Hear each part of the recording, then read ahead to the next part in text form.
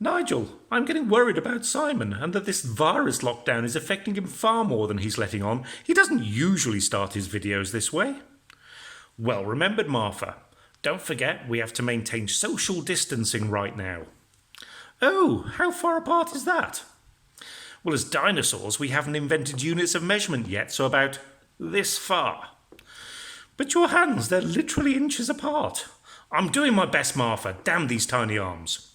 Well, Simon has been experimenting with shakshuka and he's come up with a killer recipe, blending traditional British breakfasts with that popular Lebanese brunch dish. You mean the full English shakshuka that is literally making up the planet we're standing on right now? Yeah. So let's see how we made it. This fusion shakshuka recipe combines the rich comfort of a full English breakfast with a light brunch approach of that classic North African dish. Oh, and if you haven't seen black pudding before, are you in for a treat? Hold on to your hats, folks. Here's the ingredients list. I'll put a copy of these down in the comments below so you can copy. So let's get our shakshuka, our full English breakfast shakshuka on the go. I'm just peeling back some breakfast sausages here, taking the casing off, and I'm just going to roll these into nice little balls, little sausage balls, which probably was my nickname in high school, but there you go. All we're doing now is just creating these little pockets, these little patties of herby sausage. And if you can get herby sausage, these are Cumberland, that would be brilliant. They make such a good base for the sauce. So I'm just going to carry on making these little balls, which we're going to fry off shortly. And now, after washing my hands and changing my board and washing my knife, it's time to get onto the other sausage element here, and this is black pudding. Now, if you've not come across black pudding before, it's a regional sausage again. It contains kind of fat, it contains grain, and what it does contain is blood. It is a blood pudding. It's really regional and traditional to Britain because Scotland has its own versions. Traditionally in the UK, the West Midlands is known to have some of the best blood pudding or black pudding. Black pudding's a better name rather than blood pudding, I think you'll agree. What I've got here is probably about 3 inches before that one rolled off of black pudding, and again a traditional British ingredient. I'm sure if you have in your particular country a British store, they'll probably stock it. And all I'm going to do is cut these into fairly small cubes. These are quite highly spiced, not with chili, but with lots of regional kind of base spices. It's one of my favourite things, although I know blood pudding is not to everybody's taste, but it is British. So let's get this hybrid dish on the go. Here's my sausage balls. I've got just a very small amount of oil which I've heated through to medium-high, and we're going to fry these little bad boys off. We don't necessarily want these sausage balls to be completely cooked through. Certainly want them browned because of course they'll finish cooking in the sauce. So let's get these underway.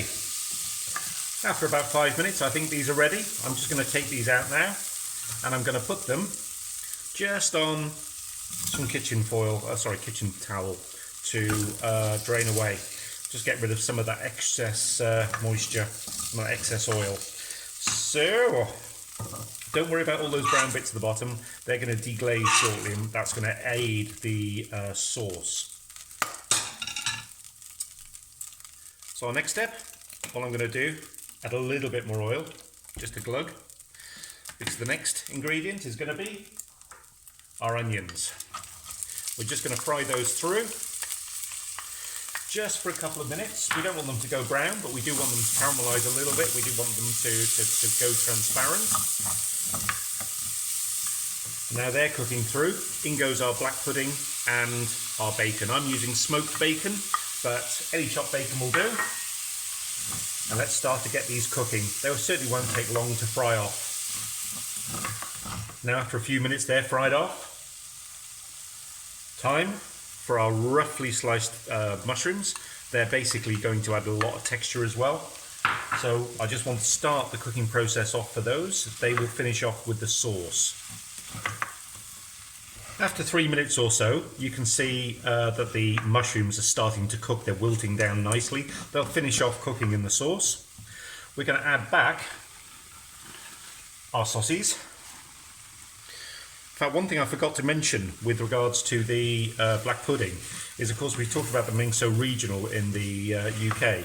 There are so many butchers that have their own special recipe, their own special spice recipe for the black puddings, and they do competitions every year. There's even up in Yorkshire a black pudding throwing contest. Oh, there you go. I'd rather eat it. Now they're all combined, it's time for the liquid. So we've got our tins of chopped tomatoes.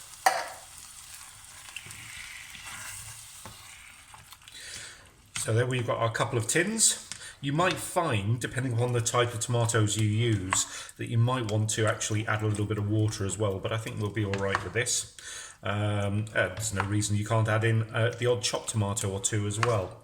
But you can start to see this is starting to combine, and so it's time now for spices. And as you can see, there's only a little bit of spice. We're only looking for a little bit of base flavour here. And our tomato paste or tomato ketchup. Ketchup would be very, very traditional. As British, we have tomato ketchup on everything, and that's going to give a nice acidic quality to this. And because of that, I'm going to add in just a teaspoon or so of sugar, just ordinary white sugar. Which in this case is going to counterbalance some of the offset the tomato sharpness. This is starting to look good. Simple fact is now I'm just going to let this stew away. Probably going to reduce the temperature. Definitely going to put a lid on, but leave a little bit of jar for the steam. And I'm just going to let that get to know each other for 15-17 minutes. So look at this, it's thickened up beautifully, and the smell is gorgeous. It really does remind me of a full English breakfast. What we've got here then is our thickened sauce. I've taken the lid off the pan roughly about 10 minutes into it. This took about 25 minutes all in all. And let me just taste this because I want to see what the salt level's like. Oh, that taste, that base flavour is amazing. There's a lot of salt from the sausage and bacon. So I don't think this needs any more salt for my palate anyway. So, but by all means taste yours and add more if you need to. So we all know with shakshuka what comes next. Time for the egg. So I've put I've got quite medium kind of eggs here, so not mega large eggs. And we're probably going to put 4 or 5 in here. And you know what the score is with shakshuka. We make a little bit of a divot and we pop our egg in. Badly in that case.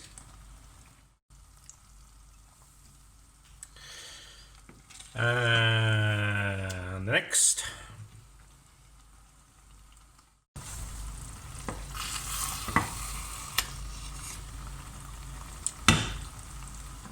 So I've managed to fit 5 eggs in here, and I'm hoping that'll be enough. And what we're going to do now is pop the top on. We're probably going to reduce the temperature down to medium. And I'm just going to let this sit for 5-6 minutes. We still want the yolks to be runny, but we want the whites to be set. So let's come back in 5 minutes. Well, it's been about 5 minutes. Should we find out? Well, if you look at that, the whites are nice and firm. I think this is ready to serve. So is that egg still runny? Oh yes it is. Let's get that toast in there. So if you've liked this recipe, I've got loads of others. Here's a few. Why not subscribe and see what's coming up next? Until next time.